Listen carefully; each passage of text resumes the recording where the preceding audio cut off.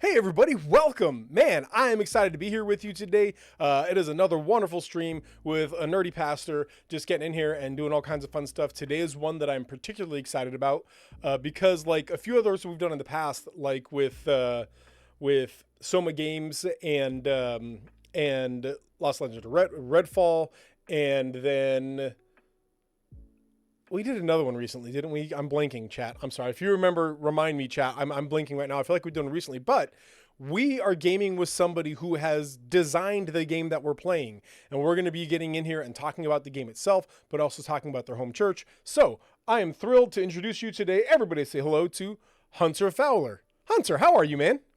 Doing good, man. Yourself? I am doing fantastic. I forgot to check your audio in here. Well, can you just give me like a tell us about yourself and I'll adjust your audio as we're going here. Yeah, my name is Hunter. I've been in ministry for. Are we good? Yeah, we good.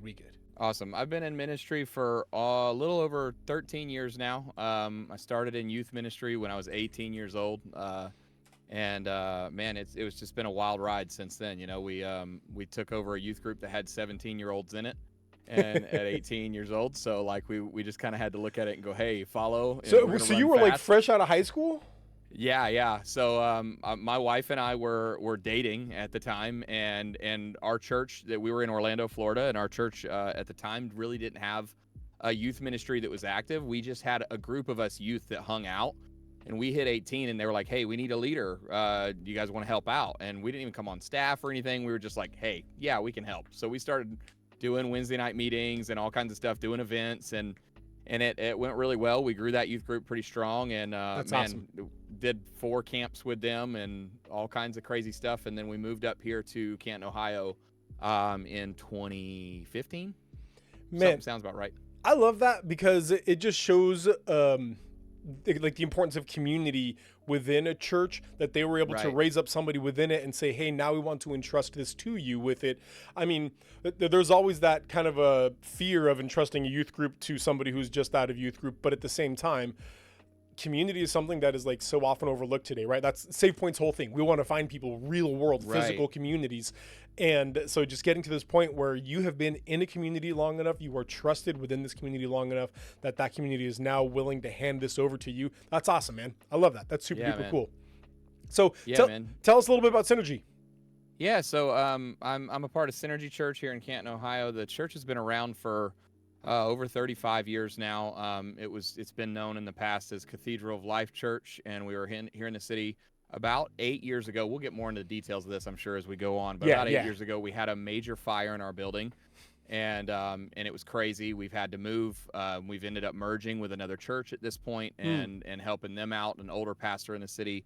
That's just an incredible man of God. Is that when you named it Synergy, when you merged with another church? So it's still actually in the process of, because we are Synergy, but we're still like that's name's not on the door today. Oh, okay. When we moved, we're launching back into our main building this year. It's taken, because of all of the pandemic and supply chain stuff and whatever, it took us all this time to get the building back up because they had to remove it down to its studs from the fire. It was crazy. Jeez.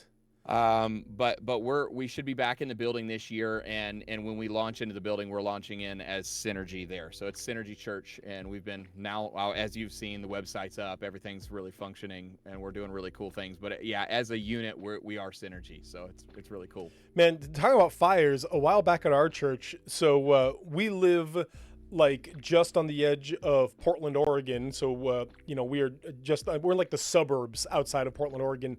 And for those of you who don't know, Portland is a great town, but also struggles with a lot of drug addiction and homelessness and things like that. And so, unfortunately, our church will get a lot of people that will come in and steal from whatever car is in the parking lot and whatnot. And so, it's one of those things that we try and serve those people and love those people, but it's also a reality we face. Right. Something that happened several times is they would siphon our gas. And so we got a locking gas cap. And so they started cutting our fuel line. So we got a steel mesh fuel line, and they went in there with a saw and tried to cut through the steel mesh fuel line. And as they were successfully getting through it, it sparked and the whole thing went up, whoosh. And so we have on camera, because we also have security cameras out there, this poor guy leaping out from underneath our big old church van and just taking off, like, obviously. And then our, like, this was at like 2 a.m, and so nobody saw this until way too late, but our whole church van just went up in flames. When I went to work the next day, this is back when I was the youth pastor there, when I went to work the next day, it was just this hollow husk of a frame there. And it had, like, Oh my gosh. like to this day you can see, like, the stain of fire in the asphalt in the area. By the grace of God, church was fine. Church was just fine. Right. But yeah, that's something I'll never forget, is watching the security camera footage the next day. Oh my So gosh. yeah. We've had a number of catalytic converters go missing Yeah. in one of our campuses. Yeah. There's some issues there. So definitely you just pray for people and help them to the best of Absolutely. your ability. Well, and this happened a few times, and I loved our church's response to it. Was, instead of being like, hey, we need more security, or hey, whatever else, we did a, hey, what if we opened a food pantry, so that when people think of our Right. church, they don't think, what can we take? They think, what are they Right. giving? And That's my favorite part of our ministry too. We our pastor or the gentleman that we are partnered with now, Brother Dave Lombardi. He was a part of all of the Dream Center stuff out in Cali and all Oh, that yeah. years ago. And so we have a Dream Center here in I love Canton, that. Ohio. And last year we got to give away, I think it was 18,000 pounds of food. So yeah. that's one of our my favorite things about what we do, is there really is a focus on, let's go after the community, and let's not just be a part of the community in the sense of what do you see in us, but how can we serve? How can we Yeah. be a part of what's going on? Man, I love that so much. Okay. This always happens. I end up just chatting. I could do a whole podcast of just me chatting with pastors about things like this type of stuff. But before we jump into the game, give us a little bit about Challengers of the Realm. Is the full name Kingdom Warriors Challengers of the Realm? Is that the full name of it? So Kingdom Warriors is the company that I've partnered with to do this. A few years back, I started working with them. They've done some really awesome stuff and have some great entertainment products that are on their way, and have a story written for, like, a big, like, multi-movie series and all kinds of stuff for that story. Whoa. But legit, I guess it was almost year and a half, 2 years ago now. I started having dreams of a game and of an anime specifically, like, and it was all about these characters that I like, or this look that I had seen a part of the whole Kingdom Warriors thing. So the guy who's over Kingdom Warriors, his name is Eric Skeldon. I'm a friend of his. I called him and I was just like, look, dude, I'm having all these dreams. I don't know what this means. What do you think? And he was like, oh, dude, run with it. Whatever you're seeing, Yeah. if you want to work with it, run with it. So I woke up the next morning after I'd had dreams about the animation ideas and stuff like that. And then I saw this game, and in the dream, I saw cards turning and unturning and being stacked and all that stuff.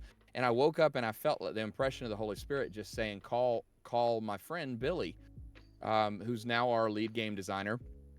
And I didn't know much about his past or where he'd come from or anything of that sort.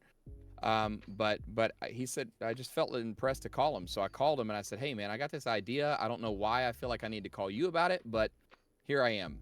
And he's like, bro, I was a big guy into a bunch of games that I probably shouldn't have been playing years ago. And the more that time went on, I felt convicted about some of the things I was interacting with. So I stepped away from them.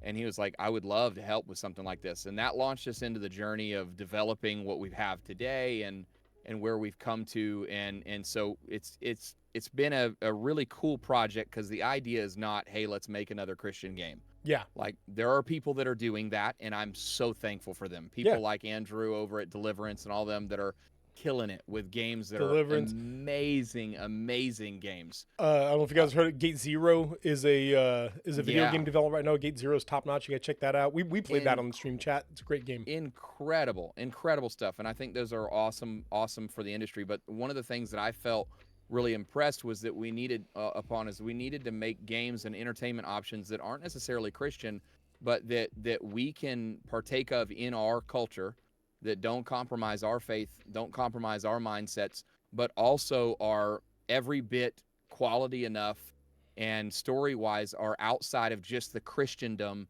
so that people who don't believe in God or who don't know can have the opportunity to interact with Christians in a real way. because I think we have a big problem right now. I think that Christians are seen a certain way Yeah. by most people, and most of the time we're not the certain way that they think we are. Yeah. And I think that getting the opportunity to spend time and have relationship with people could change that, and see a lot of people, one, perception change, but two, have the opportunity to meet the Lord and see what real love looks like. So we wanted to develop something. We wanted to develop something that was like, okay, we're within our value system, but this is not Christian. So anybody that's looking at Challengers and wondering where's Jesus, it's not intended to be that. It's intended to be a relational evangelistic kind of mindset thing where you can build relationship, have a good time, have fun, good clean entertainment. Well, and the really important thing is when people look at Challengers or whatever other game and say, "Where's Jesus?" The answer should be across the table from you. Yeah. It's saying, "Hey, that's the person that you want to be serving and loving as if that were Christ." The that which you have done Right. for the least of these brothers of mine, you have also done And that's for me. so good. Yeah. Yeah. And so when people say, "Where's Jesus in this?" He's across the table. That's where you should Yeah. be looking. That's where Jesus is in that. Absolutely. So I love that. Really big deal. It all comes down to another one for me. I'm a big theology nerd, so these are all conversations I've had a ton of times.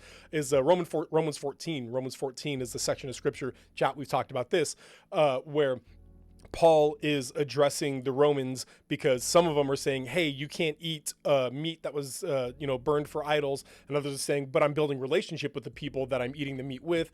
And there's like this big conflict, and what Paul is essentially saying is, "Hey, if you eat that meat and you feel convicted and you feel like you shouldn't be doing that, then Right. don't do it. Don't betray your Right. convictions. If you go sit down and eat that meat and it doesn't impact you at all, then okay, then you're fine."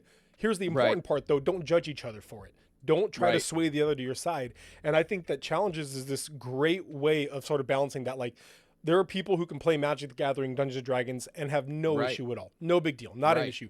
There are other people that's genuinely going to be a conviction for them. And I've talked to a lot of people about that. And to be able to say, "Hey, man, well, then here's Challengers. Challengers is a great game made by believers." Running a youth ministry, we run into that kind of stuff all the time. You always have the families that are like, "Oh, we do everything and we don't worry about it," and then you also have the families that are like, "Oh, if you brought that into the church, you must be crazy or something."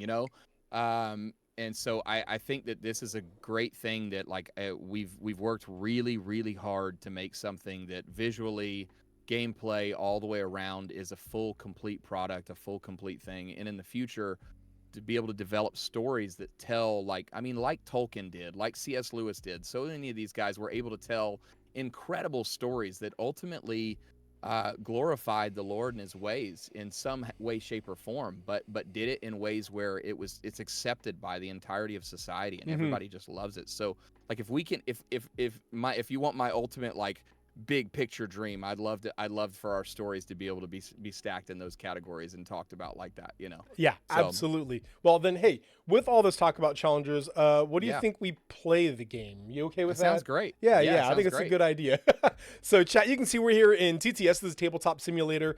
As it is, this is more just like a physics engine client for the game that has been built into it. So all of the stuff that we're going to be doing, like all the math and all the mechanics, we're doing ourselves. Full disclosure, this is the first time I've ever actually fully interacted with TTS. So, and then also, this is my 0.5 time, 0.5 time, half time playing Challengers. Hunter and I got together very briefly yesterday for a really quick introduction. But all that to say that Hunter's going to be giving me a lot of guidance in this as well. So this is great, though, because then you can start understanding the game a little bit more. But before we get started here, why don't you just give a real quick basics of here's what grace is, here's what HP is, and then we draw 6, you said, right? Yeah, we draw 6. All right. And then yes, I hover and just hit 6, no? Yep, hover and just 6, and you might have a little bit of ping, so it might take a second. There we go. Okay, I was like, it's not working. So then I got the different kinds of cards here too. So yeah. Yep. So basic rundown. Game starts with 100 HP.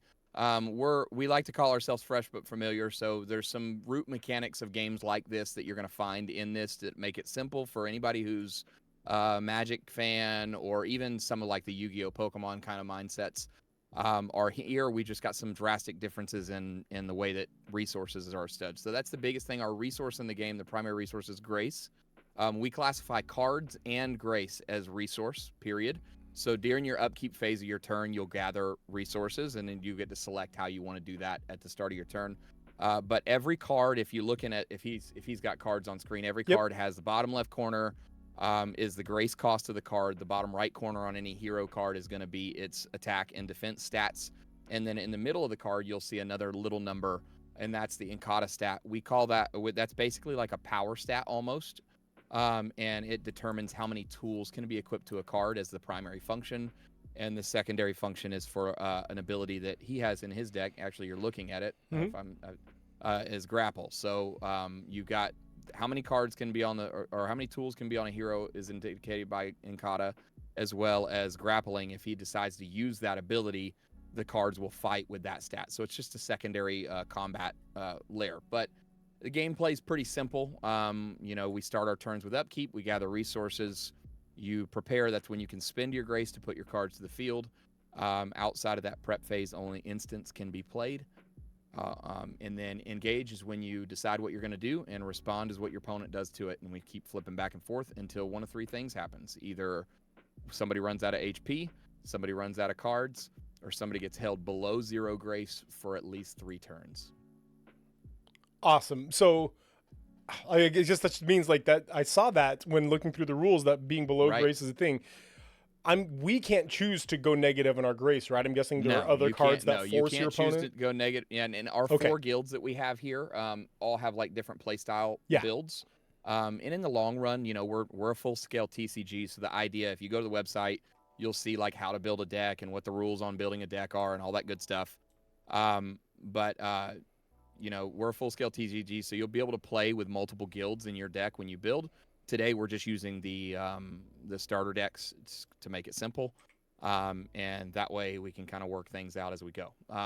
We do start. I think you're already doing it. We do start our turns with the ability to mulligan, so you can choice mulligan however many cards you want, and just bring those back to 6. You get one of those. And I actually feel pretty comfortable where I'm at, so I'm going to stay. But, if we got any more questions or if somebody hits something in chat, I'm trying to keep my chat eye over here, too, in case I see something. But all right, I'm going to shuffle this guy up here. And all right. I'll just go ahead and let you. Normally, a game would start by both of us rolling the die to see who goes first. But this is your show, bro, so you go first. Right on. So this is a physics item. I just pick it up and throw it? Yep, you can. I put the box up on the side so you can throw it into the box if you ever feel like throwing it hard. Oh, I see. Yeah, I love that. And then it should show you in the bottom left corner of your screen how much, if you can't see the dice directly. So I got 5 there. So that's HP. That was your H. Yep. Nope. So this is now my currency, right? And so I can go through but I get 2 actions, so I can choose to roll. In your first turn, you only get 1 action because we're counting your draw as your first action. So got it. So you draw a resource and then you roll once. And I did not draw, so I'm going to do that. Well, no, I mean your hand. Oh, opening hand as your. Opening hand is your first action. So got it. Okay. From this point on, your turns you'll get 2. You get 2 resources. And in which case I need to just pass because I rolled garbage. Gotcha. Yep. It's okay. Well, welcome to my club, my friend. Yeah, I rolled worse. Your turn, bro. Okay, so now we can do 2 of either rolling for grace or drawing. Roll for grace. Yeah, you can roll for grace twice, draw twice, or one of each. I'm gonna roll for grace twice. I didn't really roll, but I'll take it, I guess. Hey, I'll take. It counts as a roll in my book. 2, 3, 4 minus 1 is a 34. All right. Yeah, you go for it, man. Yep. Okay. So we're going to start with the hand-to-hand specialist. He's 15 to 3. And then there is exhaustion, right? It was what you call it? Yeah. Yeah. So first phase out. No other games would call it summoning sickness. But again, we're trying to win the hearts and mind of those right, people who might not play other games. So we do refer to it exhaustion. Our mental picture is they just ran all the way to the battlefield from the camp. So they need a minute. And then I'm going to go ahead and put in retreat as a banner. Nice. Big opening move. Yeah, I'm pretty pleased with all of that right there. Okay, and I'll pass. Alrighty. Uh, for many reasons, but mostly their recent business practices, I have stopped playing Magic, or at least stopped buying Magic the Gathering stuff. I play with friends still, but I don't buy Gotcha. their stuff anymore. But I've gone all in on Lorcana. Oh And yeah. because I'm also a big old Disney nerd, I love Disney so much. Okay. My wife and I's first date was at Disneyland. I used to go twice a week back in college. I've literally been like hundreds of times, but I'll have to say that for me, the lingo is like it's drying when you play. It's got to dry. They're exerted and then readied and things like that. Right. Yeah. It's all different lingo for all the same thing. Right. All right, I'm going to bring Miner onto the field, and I'm going to equip him with hollow armor. Ooh, okay. And that's going to be 8 and 3, so 11. And then I'm just looking at how much I got left to work with. I don't like that. I'm going to go ahead and actually zero out here to bring Metallurgy Professor for 7 and Field Mechanic for 5. Man, spamming out. And I love then- it. Yeah, we're gonna get a little spam action here and go see what we can do. I gotta be concerned because of that grapple move you got up on the field right away. That's right. So, I'm quite pleased and that's with that. gonna be your turn. Okay, how do I tell if a hero is a shielded hero?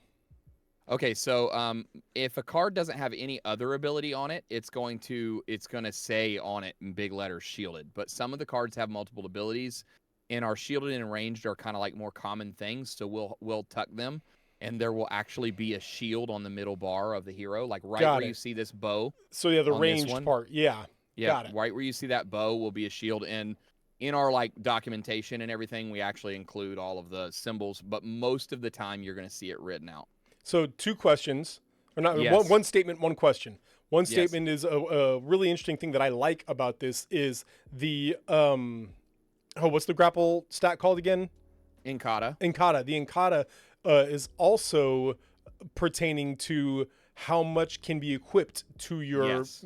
your character, your hero. So if Yes. it's 0 to 5, they can't have anything. 5 to 10, they get 1. 10 to 15, they get 2, and Right. 16 and above, they can have 3. And so Inkata itself is a important stat for several different reasons. We love that stat and that mechanic because it makes it to where, like, one of the things that I've always not really loved about a lot of other games is just that you get these, like, your legendary cards become just like unstoppable. Like, Yeah. you can get this legendary card out there, and that's still true in our game. Like, there are some cards that if you can stack them and play them right, it's unreal. But one of the things I love is that there's a way that the common card can actually become something really a force to be reckoned with, and that's really a cool thing that I don't see in a lot of other games. It exists out there, obviously, but it's one of my favorite things. That's very cool. So the other question I have is, what's with the QR code in the bottom corner of cards? Okay, so the QR code right now, if you were to scan it right now, on all of our heroes, it leads back to the website. The plan with that, the database is not built yet, but the plan with that is in the long run, that QR code will actually be shifted to land you on the database so that you can see all the information on the card, and in the future, we'll add lore for individual cards on there and all kinds of, it's just more deep dive stuff. It also connects back a lot of our heroes were actually originally pulled. They've been redesigned at this point, obviously, into our art style and stuff, but they were originally made as NFTs on OpenSea. Oh, interesting. And so Kingdom Warriors did a whole NFT project, and it was one of their launching factors for their entertainment brand. And so when we developed the game, I told you, like, some of the character design came from that. They had all these NFTs, and I worked with 64 specific ones, and we reimagined them into our world the way we wanted to see them. So in the long run, that's another thing that hero will have on the database. It'll have to link back to the actual NFT on OpenSea. That's it doesn't crazy. Do that now. Right now, it just lands on the website. Yeah. That's very cool. Very cool. Yeah. Okay, so I played a Knight of the Grasslands. Nice. Just in 1820. Yep. And then, okay, I can deactivate heroes on your turn. So is there something like this stack in MTG where if you say, I'm going to attack you with the Metallurgy Professor, I can then respond and say, then I will deactivate it with Retreat? So retreat is if I'm reading if I oh, that's an interesting thing. We might have to actually make a wording change on this card. You might have just exposed something that our playtesters I, I haven't yet. I love this. Is like the QR or QA is great, right? We talked about this before. Right, QA is right. fun. I love it. Go ahead. So our playtesters haven't exposed this yet. We've had over 100 playtesters on this game, and we've had bi-weekly playtests every week since last August. And that's if you were to able to see in the background, you'd see my table in my basement with all of our paper cards and sleeves. Because I just got Tabletop Simulator up and running this week. So and we're hoping to go to a mod on Steam for that soon. But you might have exposed me a little wording change I need to make because this is supposed to be for your cards. Okay. So the function of retreat is say you could attack with say you go ahead and activate hand-to-hand specialist and you grapple, which probably a good move right now. Right, Because that's my plan. I can't beat you in a grapple, but that would mean after you've activated, you don't have to wait for your upkeep to get that card back for defense. You could deactivate him on my turn and then use him both for attack and defense in the same turn. Oh, That's the function of the retreat. so deactivate means to ready Untap, them in to other- untap. yeah, Got them. yeah. Okay, cool. Yep. So So okay. that's a wording change. You've exposed me a wording change. I'm literally going to go write a note down right now because that definitely needs to change. All right. How do I activate my character? Oh yeah, you can hover over it with your mouse and Yep. hit Q or E, and it should rotate 90 if it's still remembering your settings like yesterday. Yep. Perfect. Yep. Booyah. Okay. So I'm just going to be attacking grappling with a Okay. hand-to-hand specialist. alrighty, and I am going to fight that grapple with field mechanic, and she's going to come back to my hand. So with grapple specifically, if your hero loses, they do not go to the infirmary. It goes to your Correct. hand. Yeah. Correct. Yep. And the beauty of that, if you've got somebody that you can really overpower with grapple, like there's a banner that I think you have in that deck called Brawl that will give grapple to every envoy that's on the field, and that makes it really fun because if somebody's low on grace like I am, I can't bring that card back immediately. You can grace starve me, so it's a really cool concept. Nice. Cool. Go ahead. I'll pass. Alrighty. Whoa, that didn't work. We're gonna go 16. And you know what? We're gonna give it another one. Oh, not off the table. Near, 14. far, wherever you. Okay, so it does record when it falls off the table. If Oh, you look in nice, your cool. Top, bottom right corner. So that's 1, 2, 3, minus 1, 14. Okay, we got 30 grace to work with. This guy, let me see. I can't remember. Okay, he's got 1 tool. He's got no tools. So we're gonna go with.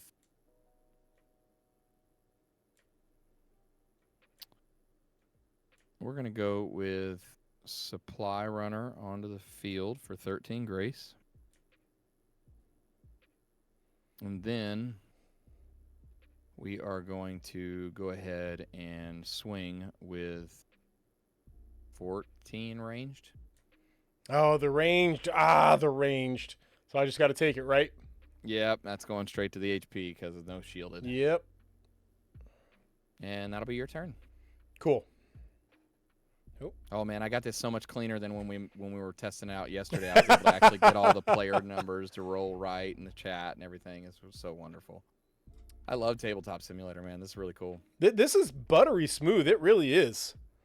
1, 2, 3, minus 1. I'm gonna go ahead and roll again. You still got 4 cards over there. I'm afraid. It's a 6. 5, 6. Which means, hey, I've heard of this card. I'm gonna go ahead and put Brawl out. I don't like you right now. I drew it last turn, and you're like, there's this really strong card called Brawl, and I'm like, interesting. Awesome. Oh, man. So that actually raises my Encata for all my guys, and they all gain grapple. And so another interesting mechanic, the destroy, you can destroy my banners by meeting that price, right? Yes. So that was literally incredible. Thank you, Tedicus Gaming. I appreciate you. Hey, on that note, by the way, I do want to say a real quick thank you to Soul Caddy, Cryptine, Split Sec Live and Tedicus Gaming, thank you all for the follows. You guys are amazing. So glad to have each and every one of you here. Okay, so yeah, it was just perfect timing, right? Great timing. I don't know great timing. if you in the chat saw while he was talking about it, I went and hovered over it and I was like, Okay, so with that being said, so that's going to make him 14 and him 15 to your 5 and 10. Yeah, it's worth it. I will go ahead and attack Brawl with, or sorry, grapple with both. Okay, I am going to grapple against Knight of the Grasslands and lose that. And I'm actually going to take the 8 HP from hand to hand. Yep. All right. But I need to find something to shielded guy. All right, go ahead. All right. So just like, I didn't like the way that did that. At least I can turn them the right way. Just like a lot of other games, if you do not deactivate during your upkeep, then you do not get access to that card again. I will have mercy on the new player if he does it once. No, usually I'm pretty good with it because again I played a lot of Magic. We'll see. One of my friends that I was actually playtesting the simulator with yesterday, like because after we confirmed we're playing it, I'm like, this has got to go well, so I need to playtest this. One of my friends though, he was on here and he literally took a post-it note and stuck it on the middle of his screen, deactivate, because he couldn't remember. It's awesome. All right, I'm gonna roll once. Oh, that's brutal. Okay, 4. So let me talk to you about a mechanic that I don't have in here that will be available in the actual launch of the game. And obviously we can use it in here, but we have a system. We don't want you to lose games specifically because you roll terrible. Right. So what our kind of recovery system, our handicap system for that is if you roll under a 5, your next roll has to be at least 6. If you roll it, like if the next time you roll for Grace, you have to at least land 6. So we've built a full companion app for the game that actually runs the whole Grace system, the whole HP system, all of it, and even has a calculator built in. Oh, that's cool. That we're ready to launch to Android and Apple immediately as soon as we launch the game. And it's going to be free for everybody to use so that people, and no internet needed or anything like that, so that people can take it with them. And it even splits the screen between 2 players, so you can lay one phone down and play with both players and all that good stuff. Oh, nice. That's really cool. So in that app actually has a button that you roll for Grace with, and it automatically handles all those odds and everything if you roll under. But in this setting, we just have to kind of look back at chat and remember. So it's a little bit different. So I rolled for once. I got 21 Grace. I'm going to go ahead and draw a card. Okay. And then from there, I am going to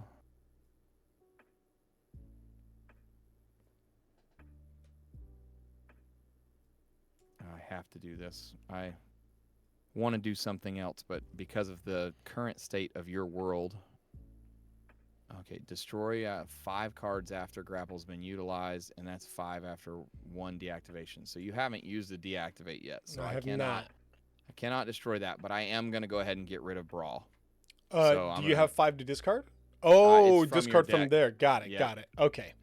And that goes to the reserve? Yep, that'll go to your reserve. Okay, and we'll be fun and go ahead and show what we got rid of, which this hurts. I got rid of my legendary card in my starter deck, which is Kova's Akiva. That hurts, but it doesn't hurt as bad as Brawl does right now. This is a bad. Oh, this hurts, man. That was the worst discard. Oh, that hurts. That hurts really bad. Okay. Wow. And from there, I am going to. Yeah. Okay. From there, I'm going to go ahead and spend 20 Grace to play Magnetic Mallet. Magnetic Mallet is natively 11. But for every additional Grace up to 10/10, whoa, you can spend. So this is going to make her +10/+10. Yeah. So she's going to be 22/24 now. And I don't like that. and then I am going to do what's expected and swing with ranged. And that's going to be 14 ranged. I will take the 14 ranged, obviously. There we go. Hey. I see somebody I know in the chat. Yeah, That's cool. Googie Bug Yeah. Bug. Yeah, Yeah, yeah. that's my good friend that helped me playtest all of this for you. So Ouch indeed. Ouch indeed. Welcome, man. Welcome to the chat. Glad you're here. All right. You're all set, yeah? yeah, I'm all You set. done? Your Okay, turn, buddy. cool, cool. Sorry. No, we're good.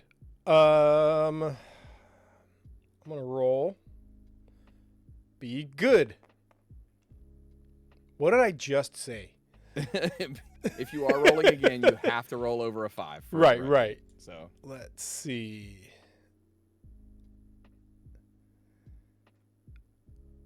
You know, I'm actually gonna draw. okay. Yeah, I'm gonna draw. Let's see what I get here. Oh, not that button. Definitely not that button. There we go. All right. Sure could use some shielded folk.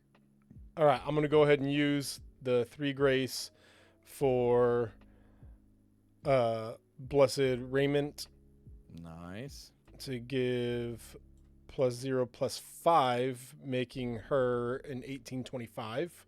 Nice. Yeah. Yeah, I figured that would be kind of important for me.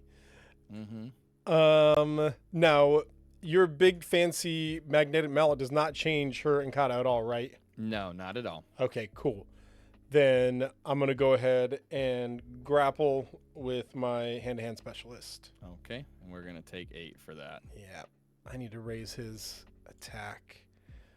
Now I'm guessing is there just one declare attacks action? Yeah. So Okay. So we want to make sure there's a couple of ways that the declaring attacks can get a little ordered, and that's because we have a couple of cards that will let you like select target and things like that. And obviously, in that case, you're going to declare this is what I'm doing with this selection, and then now here's the rest of my move. Yeah. But outside of that, then yeah, it's all one action because we want to make sure that the defender's response gets to be their decision fully. You know. Mm-hmm. Mm-hmm. All right, that's going to be it for me. Dang it. Alrighty. Yeah, I was misplay. I should have also attacked with the Knight of the Grasslands, but that's okay. All good. All good. All right, we're gonna roll for grace here. Nice. There you go. That's a good roll. 4 minus 1. And we're going to go ahead and draw 1. What did you do last turn? You just played Blessed Raiment. I rolled a 2 Okay. for grace, and then so I played Got Blessed it. Raiment, and then I drew a card. Got it. Yeah. That's the only card there. Okay. All right, well, we are going to go ahead and put Metallurgy Professor and Field Mechanic back on the field. Yep. For 12. And then from there, I am going to go ahead and swing for 14 range. Another 14. And that outclasses that. So 14 range is it. Here we go. And unfortunately, the truth of these starter decks, like this never will happen when you're actually building a deck, right? But the truth of these starter decks is they are starter decks. Oh, yeah. And so an early range draw could be a detrimental thing because there's not as much shielded as I would build in a deck. Yeah, absolutely. In that starter, so. And that's kind of the goal of a precon anyway, right? Is that they want you to go in and say, ooh, that is a weakness in this deck. I want to fix it. I want to dig into it too. Like, I like that about precons, actually. You know, so it encourages you to play. We don't want them to be like, okay, this is it. You know, this is I can just play this way. But we do also we want to encourage people to like. I think the plan right now is to have a precon pack to put out too. You know, so you can get all 4 precons, and if you've got all 4 precons, you can build a formidable deck out of them. So. Have you tried to do some sort of like meta balancing with the different? What do you call them? The factions? The guilds. Yeah. Yeah. So we have, like I said, we've had about 100 total playtesters. Most playtests include somewhere around 30 players, 20 to 30 players that we've had. And we've done those every other week. And the last 4 months, I think 3 or 4 months of playtesting have all been draft style. So we've given I have taken the time to make packs for everybody. And we start the night out by a group of like 8 players drafting a deck. and then those players pass it off, and they all play with that deck. So they've been able to do a lot of our cross testing to make sure. And if you notice, like for instance, on my magnetic mallet, if you zoom in on it, the right side of the card shows all 4 guild icons, Right. because it can be equipped to any of them. Yeah. Whereas another one like your Blessed Raiment can only be equipped to an envoy. So it's like different things. There's a bunch of balancing that's gone into making sure that the synergy, comically, of the different cards works together. I love that. That's good. That's Yep. smart. Okay. First thing I'm going to do, obviously, is roll 11. 11, nice. Let's see. Do I want to roll again? I think I might. Should I have mercy on you is the question. Oh, there it is. Yeah. Because we had a big, long conversation. We were chatting. You're right. You're totally right. I'm just being silly. Let's see here. You also have retreat active, so technically speaking, you could. Yeah, I guess that activate that. Yeah. But no, you didn't activate it yet. I still can't destroy it. I'm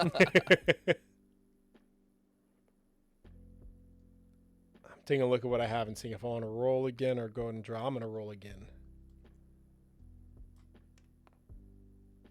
For another 10. Nice. Okay. So let's go ahead and put out the Sword Vanguard. I love that for card. 9. It's so cool looking. It is very cool looking. Yes. This who wrote the flavor text? Nice. That'd be me. Nice. me and my my lead game developer Billy. He's helped with a good bit of it too. But yeah, that one was me. I love making up stuff like that. It's really fun. Let me take one more peek at your cards here. Oh, not that. Certainly not that. There we go. Cool. Okay, yeah. So can I choose to grapple with one and just normal attack with another? You don't have brawl on the field anymore, so your only card that can grapple is hand to hand. Right. That's what I mean. So, but can I? Yeah, of course. Yeah. So it's I will just an activation. Yeah, I will grapple. Oh, not that one. There it is. I will grapple. Why is it not working now? There it is. Go. That was weird. Grapple with the hand-to-hand specialist, and then just. How do I pick up both? If you drag over both of them and then pick them up, you can turn them together. There it is. Yep. I guess I'm just hitting too hard or something. I don't know. Anyway, so just a normal attack with my Knight of the Grasslands. Okay. And then grapple with hand-to-hand specialist. All right, so we're gonna block the Knight of the Grasslands with Supply Runner. She is 24 defense with her. Oh, that's right, because it's +10/+10. Oh, I thought it was the only one way, but yep. So she's 24. Yep. And then we are going to let Field Mechanic go in that grapple, and she's gonna come back to my hand. Is that your turn? Yes. Okay. Reset that, and we only got 8 grace to work with here. You played Sword Vanguard that turn. Yes. Okay. We're gonna roll for grace and get 10.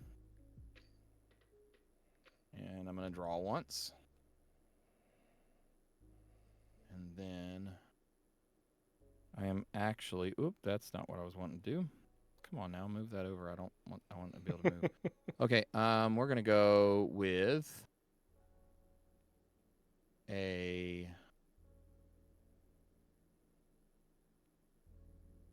we're going to go with the ranged swing, and we're going to go ahead and swing with Supply Runner as well.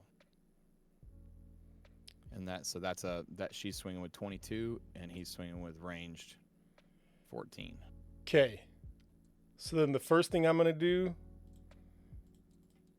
is play follow through. You cannot play any instants or banners for the remainder of the round. Nice. And then I will use retreat to deactivate. That's the word it is. There it Yep. is. Whatever. Don't worry about it. Yeah, it's not that big of a deal. The Knight of the Grasslands to block your supply runner. Nice. All right, and then you're taking the 14 for the And then I'll ranged. take 14, right? Nice work. Thank you. Now, my blocking does not Yeah, so get rid of blocking, her, right? Yeah, exactly. Yeah. Attacks and blocks are one way Yeah. in our game, and that it's all simple stat check, rather than like, okay, I blocked like in some games like Magic, if I attacked this, I hit you with 22, so now you have 23 left or 3 left or whatever. Like, right, that's not, right. It's just you won, you blocked it. Did or did not. So, Yeah. yeah. Pass fail.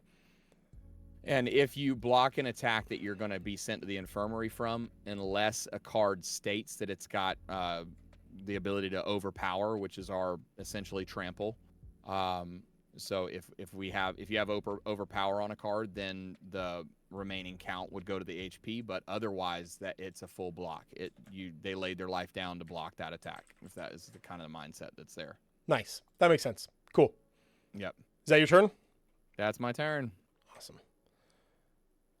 I will roll for Grace. No. It's okay. What does it say? You got a 14. 14. Nice. That's There what it you was go. last time it fell off the table. Look I'm at going to that. move this back over here. And then I'm going to draw.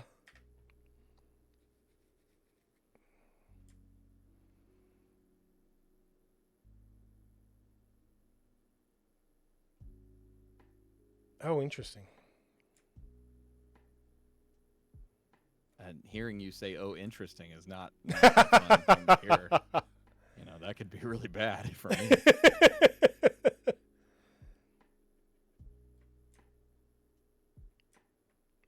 Hang on, let me check. Okay, cool. So yeah, I'm gonna take away 9 to play the collateral. Unblocked damage rolls over to opponent's HP.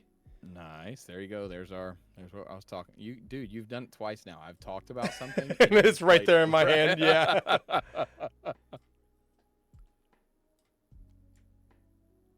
Yeah.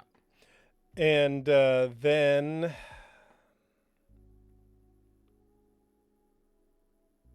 You got the ability to put down a pretty freaking big swipe here. Depending on how you want to play it. I'm gonna go for it. So I'm going out. I'm grappling here, and then attacking with both of them here. All right. So Well, yeah. okay, Let's so see how this I've goes. got an 18 there, a 16 there, and an 8 there. So I'm going to go ahead and take the 18 Yeah. with metallurgy. But that puts yours in the infirmary now, right? Yep, that's cool. infirmary because it's dead. And then I'm going to take 16 plus 8 24. is 24. There we go. Big hit. Good work. Is that your turn? Yes. Okay. And then on I'm your going- turn, before you can do anything else, I'll go ahead and deactivate Good work. Good this work. guy here. All right. So I've got 18 grace to my name. I'm going to roll once. Give me that. Nice. Yes! There it is. All right, we're going to drop that 20, and then we are going to draw one. Okay, how we want to do this here? I think you just want to pass. Yeah, that seems like the move to me. Right, yeah. You played 9 grace on. Okay, cool. I'm going to go with 8, 5, 12. Yeah, I'm going to go ahead and get Market Investor, and there's that overpowered ability I was talking Yep. about. If that's 13. And then I am going to go ahead and swing with the ranged 14 and the 22 again. All right. I will go ahead and block the 22 with my Knight of the Grasslands.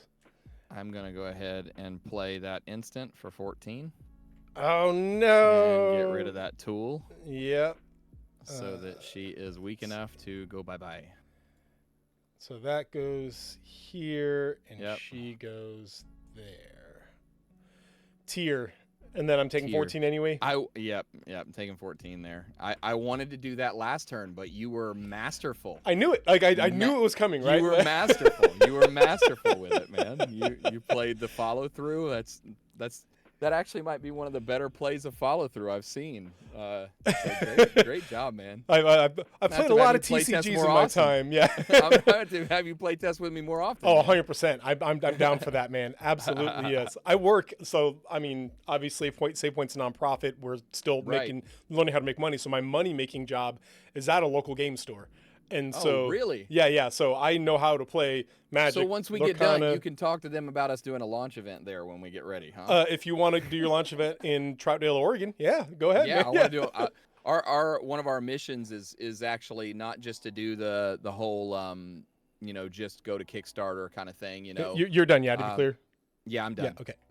Our mission is actually one of the things that I really felt like I've just kind of been impressed on to do is actually to launch to stores, specifically to work with youth and young adult ministries to go to stores and show people what a gaming store really is. Because I mean, I know because you work in them. Right. There's not a ton of church people that even know game stores exist. No.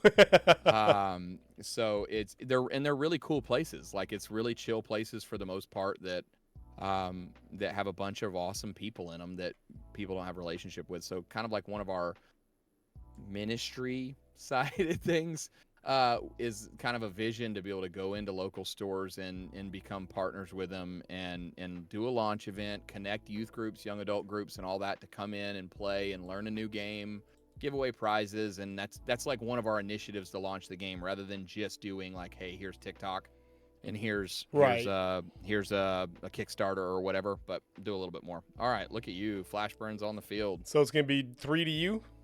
Yep, 1, 2, 3 tools on the field, so that's gonna be 1, 2, 3. Well, it's gonna be 4, but no. Nice, man. And yeah, I'll go ahead and grapple here and regular attack here. I always hit too hard. I have the mechanical keyboard, so if I hit too hard, it's a double click. But yeah. Okay, you've got collateral going on there too, so Right. I got to think about that. I got 9 there. I got 8 there. He's got 13. I've got 13. So I get to teach you a new mechanic here with attack and defense of like damage. A regular attack. The rule is that the attacker wins in a tie. Right. In grapples, the it's equal. It's just okay. It's the idea of us the idea is we fought and we were like siblings and nothing actually happened. Got it. Okay. So if you grapple somebody with equal in kata, it just cancels it out. Nobody goes back. Okay, yeah. Cool. So in this scenario, I'm going to go ahead and let this go to that. And that means I'm going to be taking 7 HP and losing that card. Yep. And then I'm going to equal grapple with him, Cool. and both of us are going to stay on the field. All right. And then when I pass my turn, I will go ahead and deactivate that. Deactivate that guy there. I am scared to discard 5 again to get rid of that mana right now because of how bad my discard was before. Do it. Do it. Okay, so I'm gonna roll for Grace once. Yeah, we're gonna roll for Grace once. Is that a 6? That's a 9, right? No, I'm just... And then I'm gonna go ahead and draw. Okay, we got that going on. You know what? Yeah, we're gonna do it. Yeah. I'm gonna go ahead and 1, 2, 3, 4, 5. Let's see how bad this one is. Last chance, I'll take that. Recovery module, I'll take that. That one kind of hurts. Okay, this was better than the last one for sure. It doesn't make me happy, but it was better than the last one. Oh, I meant to ask the scout captain. What is the symbol next to his in kata? That is Flashburn. That's Flashburn. Okay, cool. Yeah. So, and oh, hey, look, I found another edit I need to make to a card. That card doesn't include the symbol beside the word. Okay, we'll look back. I love QA, bro. Yeah, I dude. love QA. That's what it's here for. Okay, so I'm going to go ahead and use 12 Grace and bring the first sister out onto the field. And then from there, we've got a 22 here. We've got a 17 there. 12 there. So we're going to go ahead and do the swing with 22 and then the ranged swing with 14. All right. So it's a 22-24 total. Yep, 22-24 is her stat line right now. Dang it. Magnetic mallet is like my second favorite tool in the whole game. Man, it's beastly. I'm trying, like, I'm hoping I have something in my deck that can destroy tools. You do. I don't know where it's at though. Oh, I mean, yeah, that's just yeah, right. The answer is always on the bottom of the deck, is what it is. I know that your legendary that's in that starter deck, because we're giving away one legendary in every single booster pack. There'll obviously be precon, so they'll be the same in every one, but the legendary in that deck is named Captain Seneva, and Captain Seneva's ability is actually to destroy tools. Nice. She can either attack or she can use an ability called Destruction to destroy a tool. Man, well then I know exactly what I'd be doing. I'll go ahead and I will use this guy to block there. Okay. And infirmary down here. And then I will take the 14, obviously. I wish you would draw shielded, to be honest with you. I kind of feel bad about that one, man. No, dude. This is the game, right? This is all TCGs. That's going to be the reality of the matter. Done. And that'll be your turn. Cool. Grace. Oh, No! It was on that 19 too. That hurts. Wrong way. What did I was at 16. That's right. I was at 16. Okay, this is where we want to be. So that's 4. I got to roll again. Again. No. Oh, no. It's going to be a 14. It's going to be 14. I hope it's not. Oh, it's a 16. It's like we found a glitch. A little glitch, right? Yeah. If it's 3 14 times in a every row. time, I'm just going to start rolling it off the table on purpose. A real safe bet there. Yeah. Right. All right. More than half. I will go 10 to put in the Eledrian Lancer. I was like, how do I pronounce that? Eledrian Lancer. Yeah. Oh, boy. You've got a 13-12 and a 12-8.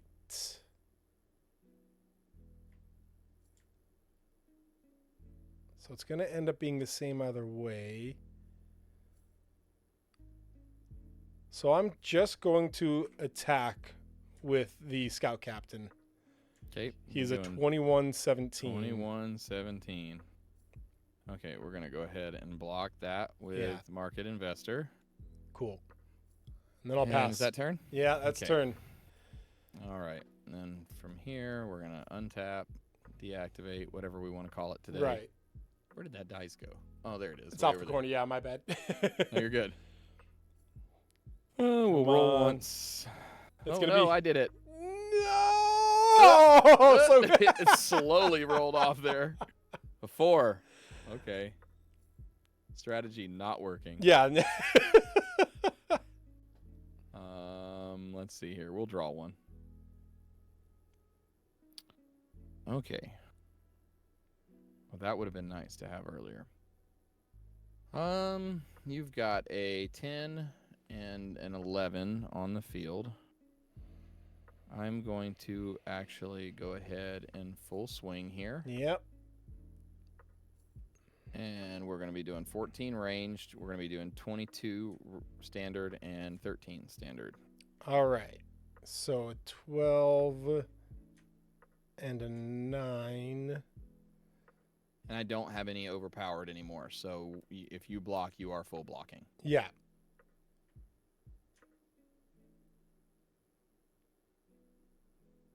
So, 14 and 13. 14, That's what I'm 13, looking yep. at. Yeah, to my Yep. 11 and 10. So it doesn't matter.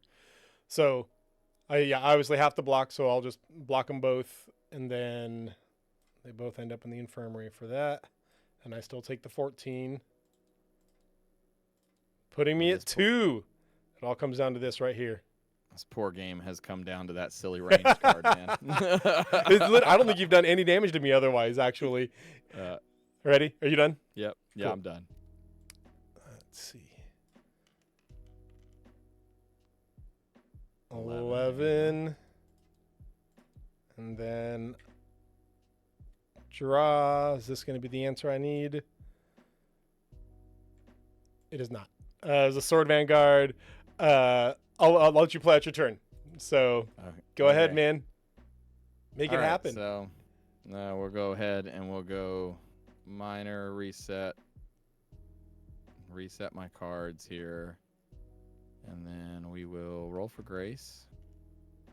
Oh, look at that. Now Womp womp. That's so wonderful. And we'll draw just to see what the next card is. Yeah. Okay. And then we will swing. GG, my friend. Anyway, GG. bro. That was game. cool. That's good. I really, really enjoy this. So one of the things I really like about this is the choice at the beginning of your turn. You can draw 2 cards. You can roll for grace twice. You can do 1 of each.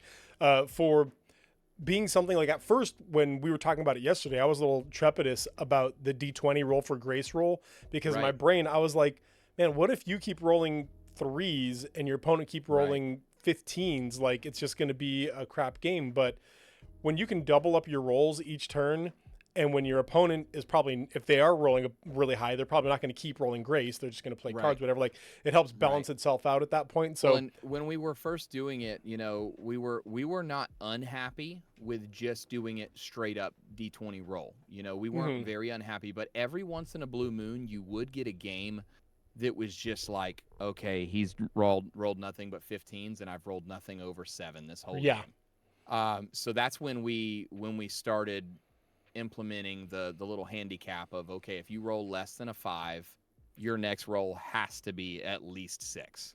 And when we started implementing that, it really changed the game for us. It put us in a way more like, every once in a, like, I mean, it's a serious blue moon that you actually get a game that's just straight up decided by grace.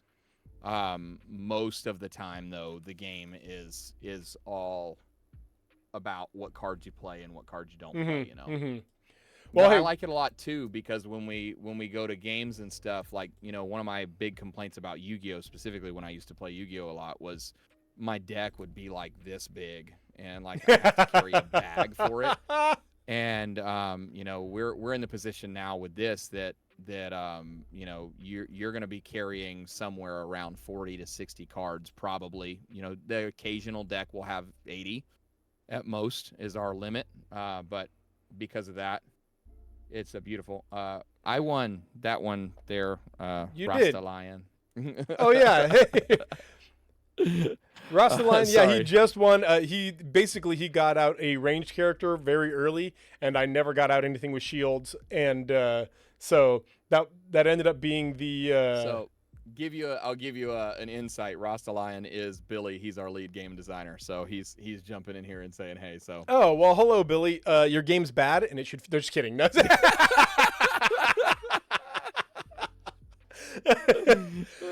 No, I'm actually loving it, man. No, it's real good. Okay, hey, before we move on, I want to try the other decks too. So show them that. We're supposed to be having a conversation about your church. That's the whole idea here. But I got too into your game, so that's my fault here. So hey, tell us about Synergy. Tell us about what kind of church it is. Tell us about when you started going, the area it's in. Tell us all about it, man. What you got? Yeah, so we're an interdenominational church in Canton, Ohio. We're right pretty well in the middle of the city, near the Belden Village Mall is the main campus. We're hoping to open. That's where that happened. Hoping to open the main campus back up towards the back half of this year. Is the hope. We're in the process of getting furniture in and all that good stuff to move back. Like I said earlier, we had a fire in our building that's had us out of a little displaced, and it's been an amazing thing. God's really led us in amazing ways and shown off some really cool stuff. But yeah, we're an interdenominational church. We'll be back in that main campus. We're right in the center of Canton. Right now, we're at Trinity Gospel Temple, right off of Tuscarawas, right off of 77. Like, it's super easy to find us. Man, I've been in the church now for a little over 8 years, I think. My wife is the pastor's daughter.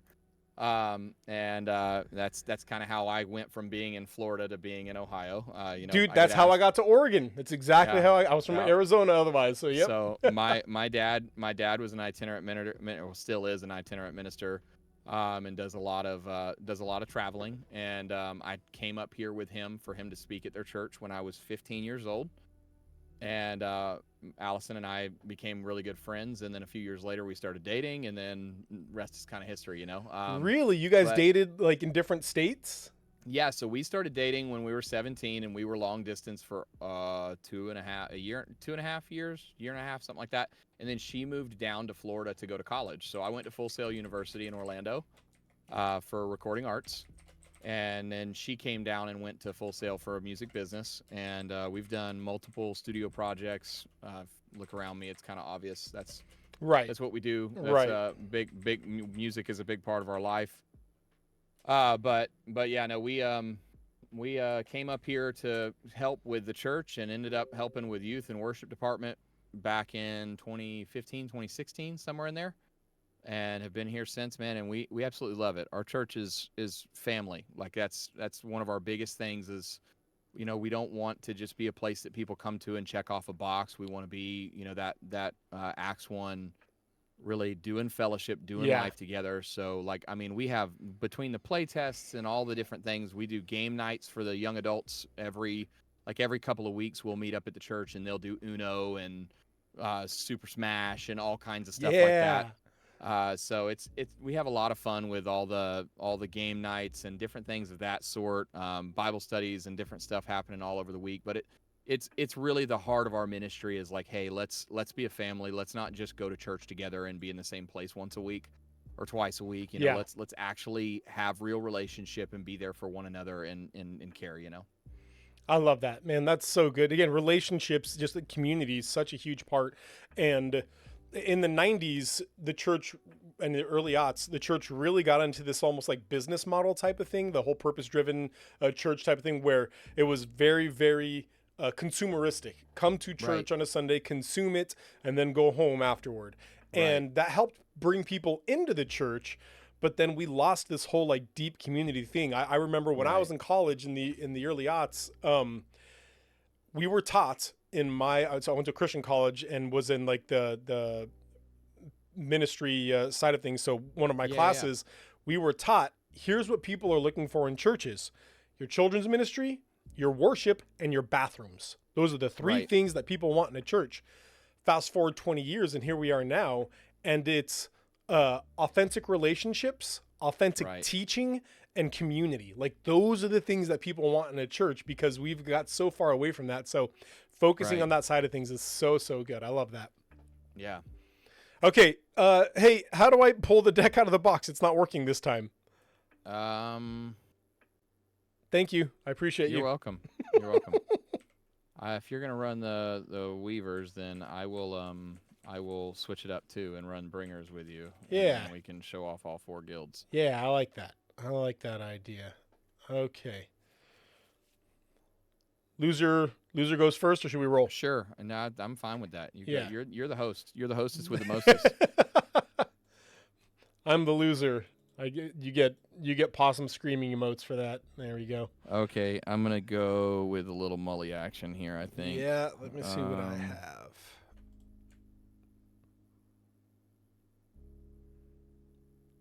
Interesting.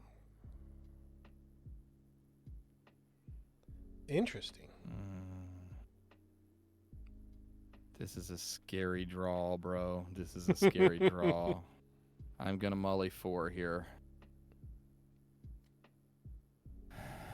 Okay, I'll work with that. Man, I am already a fan of this guild. I am really enjoying this. I love if you get into the website, there's actually a page on the website for like the guilds on the about our game section, and it gives a little bit more of the lore behind each guild and what they're about. And man, it's super fun. They've got some really cool stuff going on. Oh yeah, I should probably reset my counter, huh? Not your life. You were fine where you're at with life. Oh yeah. I'll play with a 50-point handicap. We'll do it. No, I'm just kidding. And so in terms of difficulty of deck, the playtesters that we have, as far as the starter deck playtests, which we haven't done pure starter deck playtests in about 5 months now. But the starter deck playtests we did, everybody said that Envoys was the easiest to play and grab a hold of. And then beyond that was the Originators, and then the Weavers, and then the most difficult that most people have to play with is the Bringers, because the Bringers are all about intel and shifting. So there's a lot of milling kind of cards and destroy cards and conditional cards. Like there's even a card that will let you pull a card back from the infirmary to play for 1 turn or whatever. There's a bunch of different stuff like that. So I think it's just a little bit more complex of a play style. So a lot of people miss out on it, but I love them, but I have not spent as much time as my good friend Billy has with the Bringers. I'm going to go ahead and start out by bringing out Author of Peace. Author of Peace. Nice. My own ranged character now. Look at you. Yeah, pretty happy about that. Yeah. And then I will also bring out a Bard. Nice. And pass. Go ahead. Alrighty. Let's see what we get here. That was a weak roll. Oh my God! It's your Lord help! You can save me. It's your turn. Yeah, it is. This is the exchange for the ranged you had last game. Yes. No! Directly Nice. into my face there. All right, that's Nice. 2. I'm just gonna roll You're again. gonna roll again. You're at least 5 here. Plays sad violin. Oh my gosh. Yeah, there it is. There you go. Okay, cool. Let's go with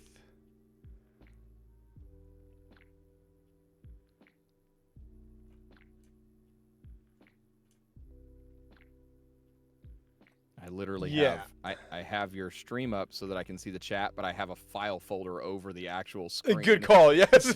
So I don't get tempted. So you're not stream sniping there? Yeah, I don't want to stream snipe you, man. Scribe of Attraction, activate to gain HP equal to the number of Weavers on the field. Now, these are all Weavers, right? Yep. Yeah. Your whole cool. deck is Weavers, so every hero you put on the field is about that. Oh, delicious.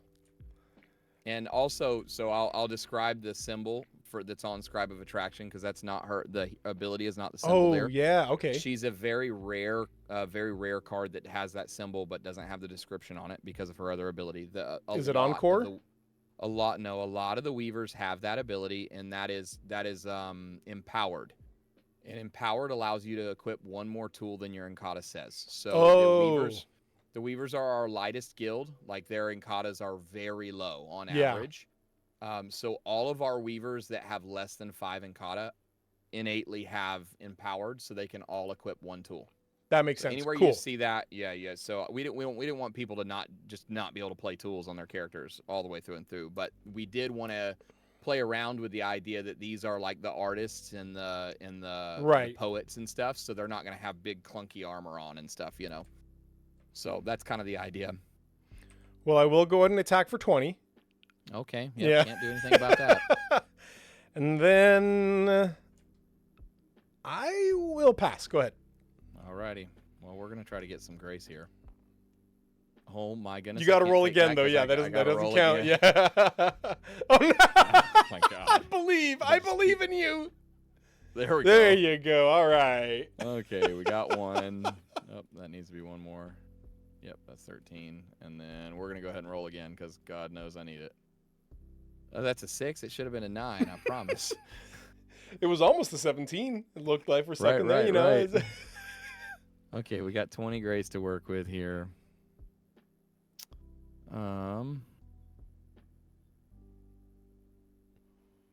Well, I don't have a lot of options, so we're going to go ahead and go Clerk of Orders and Bringer Monk for 5 and 7, so that's 12. And then, due to the nature of where we're at, I'm going to have to pass. Alrighty. I like the sound of that. All right. Yeah. In the words of good old Han Solo, I have a bad feeling about this. 9. Hang on, I want to check something real quick. Yeah, I'll roll one more time. Nice, that's a good roll. That's a very good roll. So I will start by playing Poem of Life. 2, 3 plus 1. So whenever I gain life, you lose that much life. Oh man, look at you. Look at you. I think we found a weaver, guys. I think we found a weaver. As soon as I started looking at this, I'm like, oh, this is kind of my play style. I'm kind of into this right now. Yeah. All right. We had somebody with a built weaver deck at a playtest that actually pulled off finishing a game with 160 something health. I love it. I love it. That's awesome. I'm gonna pay 3 grays for an infused cloak to put on Nice. the Author of Peace. Let's see. 17 now with range. Look at her. Yeah. 17 defense. 10 I will attack. go ahead. Okay. So she's 17. What do you have here? Well, she's 10 attack, 17 defense right now. Right. Oh, that's right, because you can't kill my guys in defending. Yeah.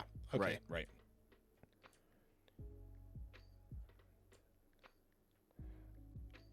Oh, but you couldn't defend anyway because she's... Man, I'm going to get all this in my Yep. brain. I'm going to make it happen. Okay. You're good. So I am attacking with both of these. Oh, Okay. hang on. I was still You're all good. Yeah, still selected her. All right, go ahead. All right, we're attacking with 10, and we're attacking with 10. Well, I guess we're going to take another 20, bro. Cool. I like that. And then I will activate this to do another 3 to you. So in the future, you would have to have done all 3 of those together, but it's fine Oh, right so now 'cause- so it counts as like an attacking ability yeah, then? Yeah. Well, this right here, you can do whichever one you want with her, or you can do both because she doesn't have a limitation on her card. So it says Healing Glance, activate to gain HP equal to the number of weavers on the field. So you could declare you're going to attack with her, and when you attack, she's going to make you gain 3 HP right now. 'Cause you have 3 weavers. Oh, okay. So that is part of her. Right. Activating. So we have cards that say cannot attack when using this ability. But if a card doesn't specify, yes, an activation is included. It is part of your attack, so you're activating when you turn sideways. Okay. So Apologies. in this situation, no, you're good. I thought they were like I specifically waited afterwards, so because I thought they were separate things. In which case, you're good. okay, can I change things up a little bit then? Now that I understand that, like entirely that's change fine. things up a little bit. Thank That's you. fine. Go for it. Because what I'm I'm gonna gonna do put then. this back so I know that what I'm doing. Yeah, thank you. I'm just gonna attack with these 2. Okay, we're gonna attack with those 2. So we got a 10 and a 9 coming out. Yeah. I'm still gonna take 19. 22 with the 3 from. That's you gain HP equal to the number of damage on the field. But my banner says whenever I gain life, you lose that much life. Oh, look at you. 1, 2, 3 additional. Ouch, I forgot about that quick. Yes, and to answer your question in your chat, it is considered activated when you block as well. Anytime you are. Oh, turning the car interesting. sideways. So when I block, that would still trigger? Oh, man, that's Correct. very cool. Correct. Cool. Yeah. All right, go ahead. And yes, All right. Tedicus, you were correct. Obi-Wan did say it first canonically. I think Han only says it once. He says it in Empire, then it's Lando in If we want to Return of count the Jedi. if we want to account for forbidden movies, I think he says it in one of the the forbidden final 3 movies. That would I'll be. just go ahead and I'll lay Yeah. my stance out right in the public. The Disney movies don't count. Go ahead. You're up, man. You're up. All right. Here we go. We're gonna roll for grace. 9. There That's you a go. 9. Yeah, there we go. It was like 2, then it was 7, and then it was 9. It was there you go. Okay, we got a little bit of something to work with here. All right, we Tedicus, are going to- speaking of hot takes, Episode 8 is my favorite Star Wars movie outside of the original trilogy. So the original trilogy, you have a very 4, hot 5, take, 6, my boom. friend. But I mean, it is an incredible film. I'll just there it is, man. It's an incredible film. I think it's a beautiful film. I just don't like the story. Rian Johnson did an incredible job making a pretty film. I just don't. I don't like what they did to my boy Luke, man. I don't like what they did. Yeah, a lot of people were upset with that. Understandably, I do get that. I do. Okay, you got a 9 on the field, and okay, so I am going to, now that I've got what I've got, I'm going to go ahead and swing with Clerk of Orders. He's a 14. 14-9. Yep. Okay, I will choose to block. Okay. Putting him in the infirmary. I gain 10 and you lose 10. It hurts, man. It hurts so bad. What's my destroy condition on that? I forget. 14 grace. 14 grace. I can't even get rid of it. Yeah. I've been very attentive to how much grace you've been rolling. So, yeah, dude, Tedicus, the your turn, cinematography man. was top notch in that. I was a big fan. I just because as like a film nerd in general, Yeah. it is just an incredible film. I love it so much. Beautiful. Yeah. It really is beautiful. As a Star Wars guy, I will admit it did not feel very Star Warsy. It was not as satisfying Star Warsy as you want that to be, admittedly. For me, it just broke. It broke a couple of things in the I don't know. For me, like, why didn't they holdo maneuver the Death Star to begin with in Episode 4? Like, you know what I'm saying? Like, there's some things like that were like, okay, I don't. If that works, there's so many things we could have done. I don't know. That's me super geeking though. No, I hear you. I really do. But I do think I mean, the shot of Poe coming out over that in the X-wing over the dreadnought in the beginning of the movie, like that whole sequence, it just gorgeous. So man. good. So beautiful. So beautiful. So good. Okay. I'm bringing in the Liar. If Hero with Liar is blocked, gain 4 HP. Now that's a tool, so you're gonna equip that to somebody, right? I'm equipping that here to the Scribe of Attraction. Not If stacking. it'll that. let you do what you're supposed to do. Yeah. There it is. It doesn't Cool. like you right now. All right, and then Oh, that's beautiful. with that happening, I'm now gonna bring in the Jester. So the Flash Burn deals you 2. I wish Snoke mattered. I wholeheartedly agree. The whole thing with Snoke was bonkers. It's what happens when you try and get different writers and don't plan out an entire storyline ahead of time, right? Like, Right. They made them one at a time and then brought in different writers. Change in directions all the time. Bad choice Yeah. in general, right there, man. Okay, and so I will now attack with. I keep hitting too hard. I believe in myself. There we go. My mechanical keyboard doing work here. There we go. Okay, so we're doing 9, and we're doing. And then you're taking 3 as it is, and I'm gaining 3 as it is, just for the activation. Yep. 9, and that's 10 range, so I can't block that. If I don't block that, I'm taking 9. If I do block it, die or not, I am taking 4. So I am going to go ahead and block it with Counselor of Leston. Okay. Actually, I'm sorry, I'm gonna take that back. I'm gonna block it with Bringer Monk. Okay. I gain 4, you lose 4. And then we are going to take 4 there on that, and that is that your turn? Well, did you take the 10 from the Author of Peace? Oh, you're right. Dude, this game might be over real quick. that is my turn. Go ahead. I like the Weavers, chat. All right, we're gonna roll for grace. Oh It could have man, been 18. That 18 would have been helpful. yeah, no joke. And we are going to roll for grace again. 11. Oh. Woof. Okay, so I have to. It's not. I'm gonna be done before I'm got anywhere to go. If I don't, so Tedicus says this game's gonna be over almost as quick as Snoke's storyline. Oh my gosh. I love it. I'm gonna go ahead and pay 14 grace and get you to take take that off the field because I can't do that anymore. I don't even know if I'm gonna be able to do anything anyways. Yeah, like that. And then from there,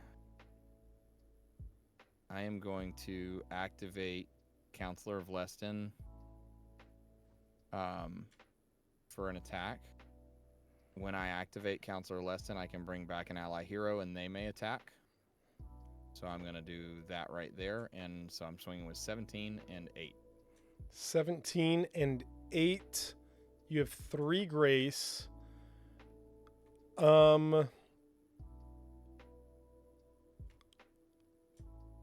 Oh, I forgot to pull the effect for that. I should have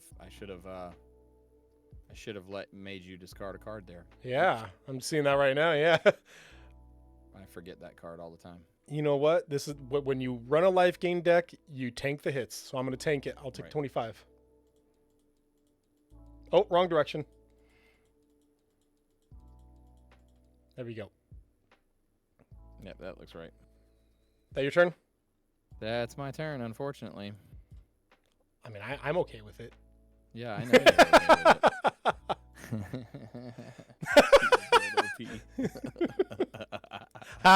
with it.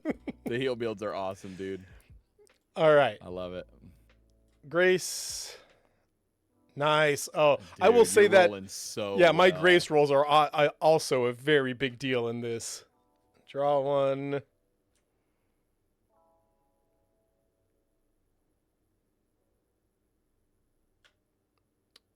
All right, and then I'm going to attack out.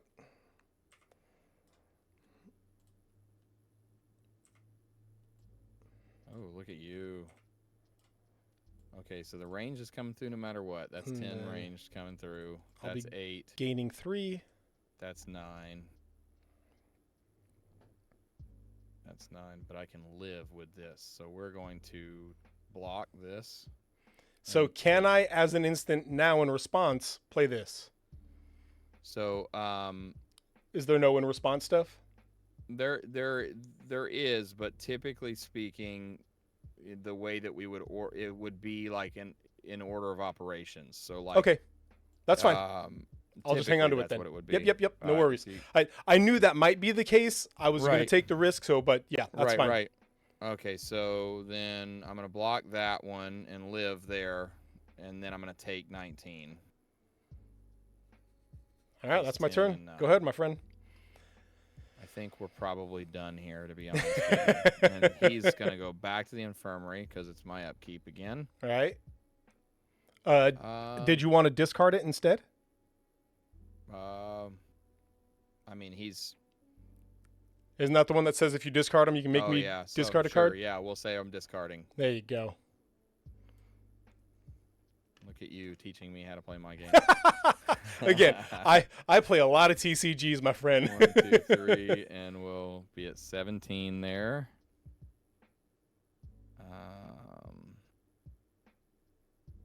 And then we're going to really pray to the Lord here on this roll. 10. That's not bad. It's not bad, but it might not be enough. Okay. That's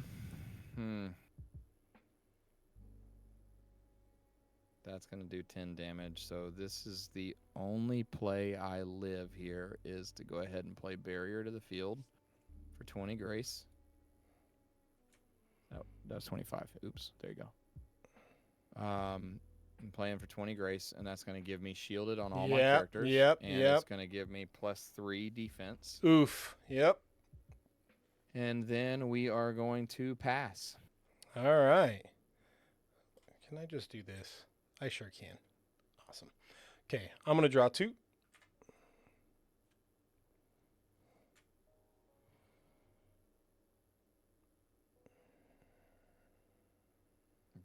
on barrier. Yeah, I love the art on Interesting. barrier, dude. I'm looking at one right now that I'm just fawning at the art of. Chat. This one right here is so good. Let's see.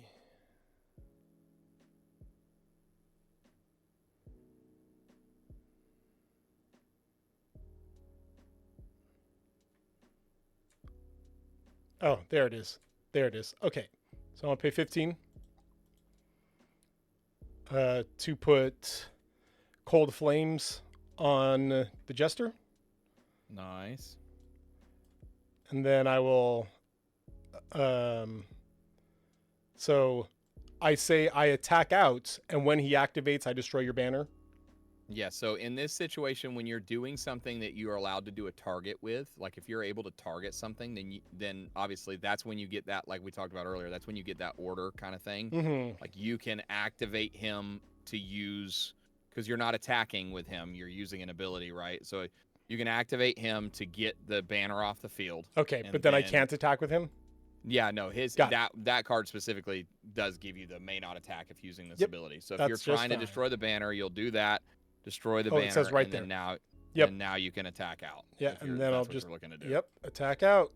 And that's game over. That's the game, man. Awesome. Good work, man. Thank Good you work. very much. No, the Weavers, again, this is definitely my play style. I was looking at the art here on Poem of Rebirth. Yeah, That is gorgeous landscape right there, man. love it, man. Love Yeah, it. GG. The art on Barrier goes hard. Yeah, where did Barrier go? Bears right Look there. at that chat. Oh, that looks so good.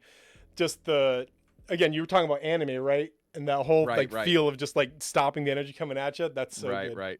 Okay. Yeah, man. We'll start. Maybe we'll start another game here in a second. I'm just realizing the time. I want to make sure we're respecting your time here. But Good, let's go man. on. Because I want to talk about challenges here just for a second. We talked about Yeah. this a little bit before the stream started and everything. But tell us about how development is going. For those the people who weren't here, let us know sort of how this came to be, why you wanted to start doing this, and then how development's been going and whatnot. Yeah, so like I kind of started mentioning earlier, we started building the game a little over a year and a half ago now. It was, I guess it was almost, yeah, something like that. It was like December of 22, I think. And it honestly just came to me in dreams and like some of the basics. And I called my lead game dev, Billy. And I told him, oh, you know what? I played Originators already, so we're gonna go. I'll go Envoys this game. And then I called Billy, and we started developing like the basic concepts of the game, the grace system, the way that we would differ our attacks, defenses, and all that stuff. Just things like, okay, how do we develop what this idea is into something that's full-fledged and competent for people to actually have fun playing, you know. So that all started December of 22-ish. We printed our first paper cards with all temporary art that I found on Google. I'm not even kidding. Just found a bunch of temp art that was like basic concepts of what I was viewing. And then we used the NFTs for all the heroes. So they literally are like all almost like they face the same direction and everything. You know, they're just profile shots. Yeah. Like an NFT is, you know. So we did all that, and we built the game out to be able to play test it with paper and everything. And then in August of 23 is when we started the art process. I brought 2 artists on as well as myself, and we started doing all the digital art and really pulling this whole thing together. And we really, man, we had some crazy stuff happen. Families got really busy, all kinds of things, so it went slower than we intended to get the art done. So we just actually finished the art, what, 2 weeks ago, 3 weeks ago, somewhere in there. Yeah, I was browsing your YouTube channel and seeing that there is a ton of like speed art on there, which is really cool. Yeah. Yeah, so we there's a bunch of the speed art on there, trying to just show off some of the process of getting where we're at and whatever else.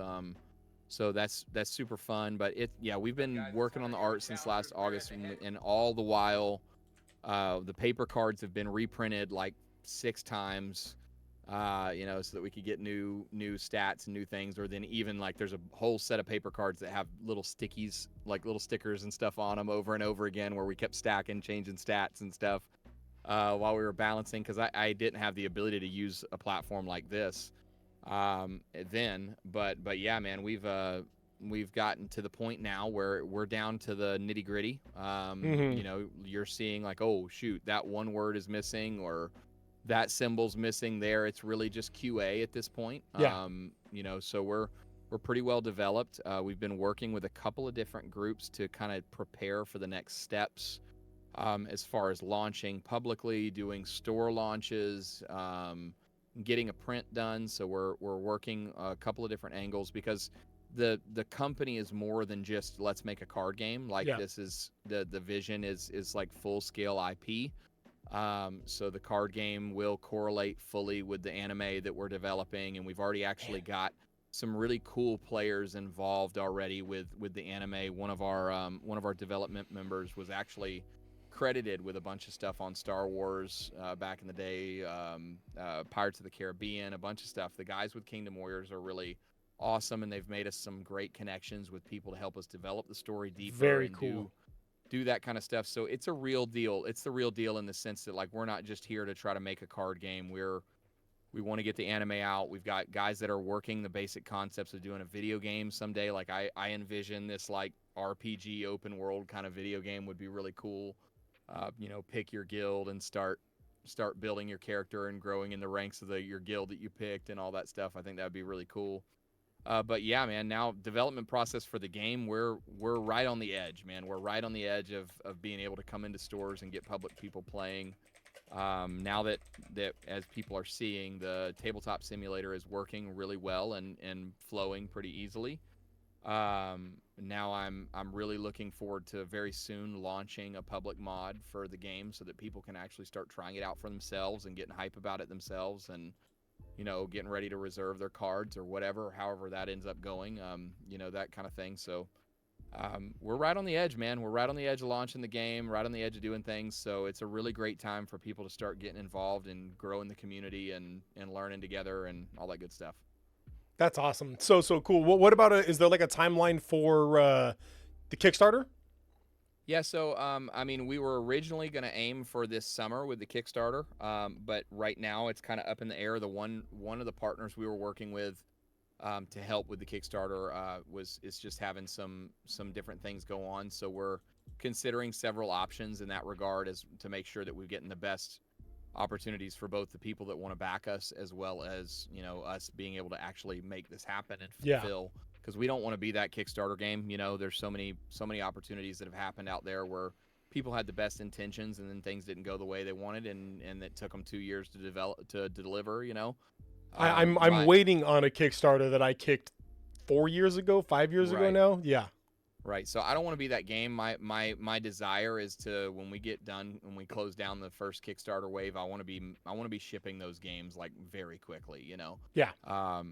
So even if I can get to the point where we've caught the funding from our parent company or from whatever to actually come ahead and order our prints in, so that we can do the Kickstarter and literally just ship on the end of it. If I could do that, that would be like, you know, that would be fantastic. So we'll see how it all goes. But I mean, I'm hoping Kickstarter by fall is my drive right now. Kickstarter by fall and store launches by summer, if I can make it happen. If we can get that print in, then we'll probably immediately start doing like grassroots style store launches even before the Kickstarter goes live. And if we do that, then we'll offer whatever it is that we're going to offer to Kickstarter to people in the store on day of and stuff like that, so that kind of stuff happens. But there's just like, man, it's been such a wild approach. Like, I don't think we've followed the traditional formula at all. It's just been one of those things. It's like, okay, you know, God's led us here, God's led us there, and we're going to take the opportunities and the doors that open, and the doors that don't open, we're going to just sit back and relax and know that God's got it. That's awesome. I love that. Yeah, man. Okay, let's begin. We won't be able to finish. Let's begin one more game. Okay. But while we're talking about that, I also want you to tell me just a little bit more detail about Synergy Church. What are some of the ministries you guys have? Do you guys have any upcoming events? Anything like that going on over at Synergy?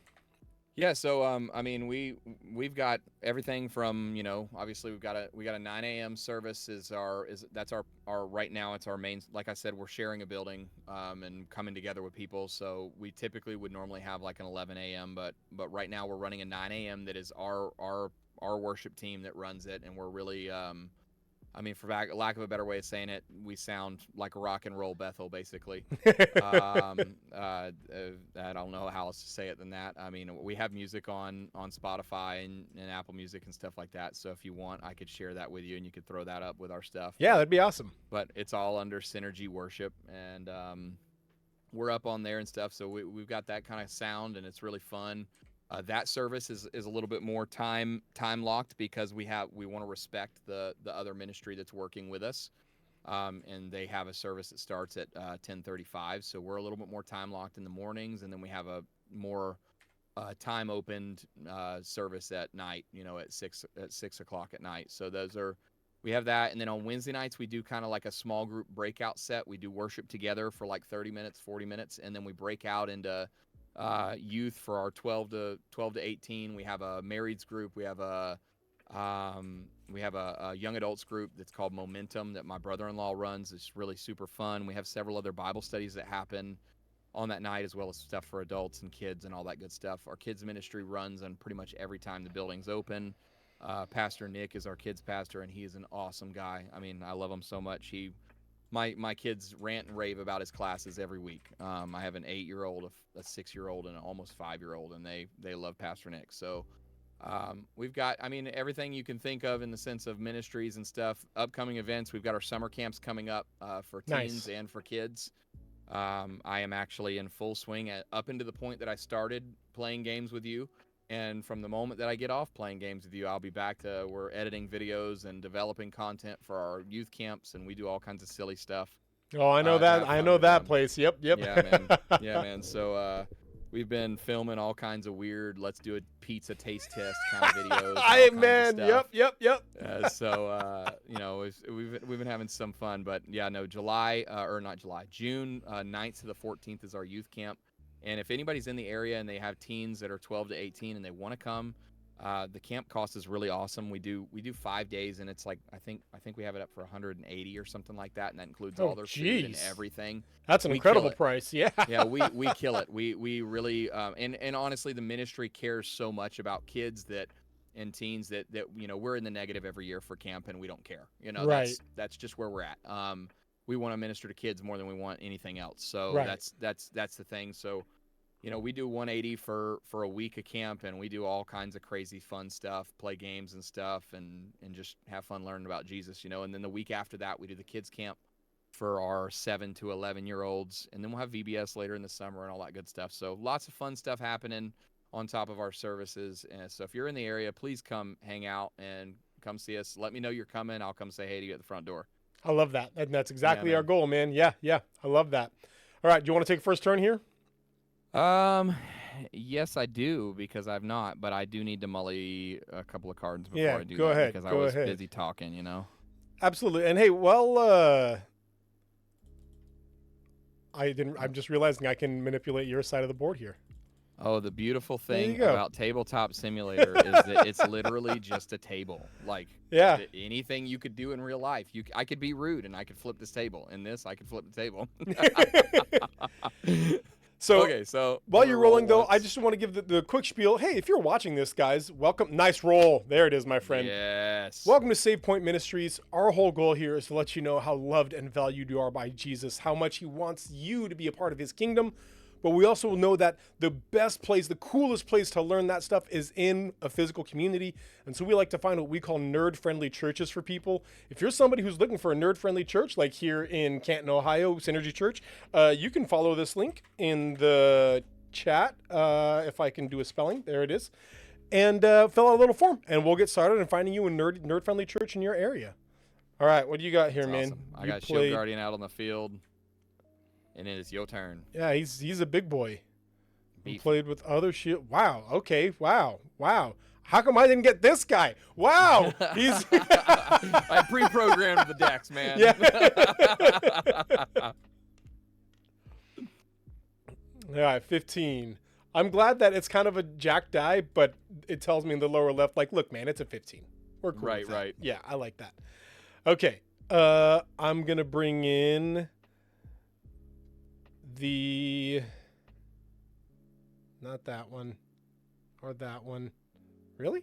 All right. Well, I guess I'm going with the Ebonwood Wanderer. Nice. She's cool art. Go ahead, my friend. Alrighty. We are gonna go roly roly. And you know what? We'll do another one of those roly rollies. Ooh, I'm scared. Okay. What do you have in your hand that you need 28 grace for? Well, we're gonna go ahead and do something a little, maybe.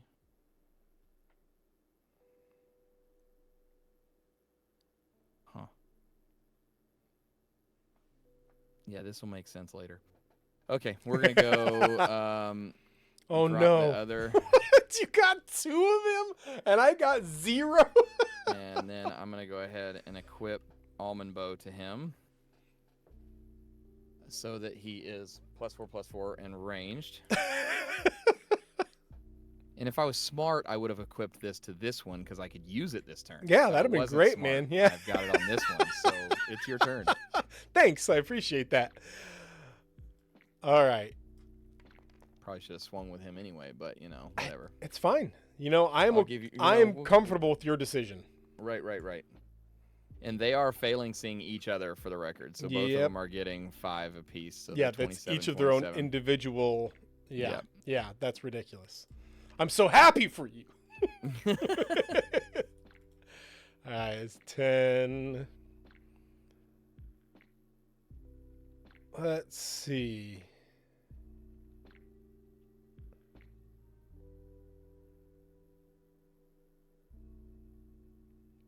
Yeah, we're going to do that. Going to go ahead and discard 3 here. Or sorry. I'm going to go ahead and use 15 grace. Click the -5 3 times, what I meant to say there. Yep. To bring in the focusing lens. Yeah. Nice. And I'm going to equip it here. Oh, I can't, can I? What do you mean? She only has 3 in Yeah, kata. no, she can't. Yeah, she she's only can't got be 3 in kata. equipped. Oh no. She's one of your rare cards. I literally just noticed that. I would have noticed it afterwards, but it wouldn't. Have, until I zoomed in, I wouldn't have noticed it. It's okay. I mean, it's not okay right now, but overall, I'll play the Bringer Monk, and then give him the focusing lens. There we go. And so I can't do anything right now, but next turn. Great to hear. Your guys are bonkers right now, so I will just pass turn. Go ahead. All right. We're gonna go ahead and roll for grace.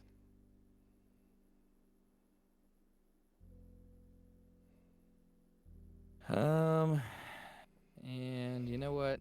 I still like the cards in my hand, so we're gonna roll again. Wow. 7. Okay. I am going to. I got 22. I'm going to go ahead and, since we've got one turn of this actually working, I'm going to attach Armored Horse to him as well. Sweet sassy Molassie. And so that's going to let me swing with 10 plus 4 is 14 plus 10 is 24 ranged. 20 ranged. You monster. Yep. 4, 5. There we go. That's 24. Wow. And that'll be your turn. Yeah. Oh, please do, Tedicus. Sweet Sassy Molassie and Sweet Fancy Moses are my 2 favorites. Of course. I need to. Of course. I gained 7 grace. I did not pay my grace. Let me make sure that I do that. No worries. I think that forfeits the game, actually. So yeah. Makes sense. Seems legit. It's just Okay. what the doctor ordered. while we're finishing out here, let's each take one more turn. But while we're finishing out, Yeah. lastly, tell us more about you, my friend. What stuff are you into? What games are you playing right now? What's life like for Hunter Fowler?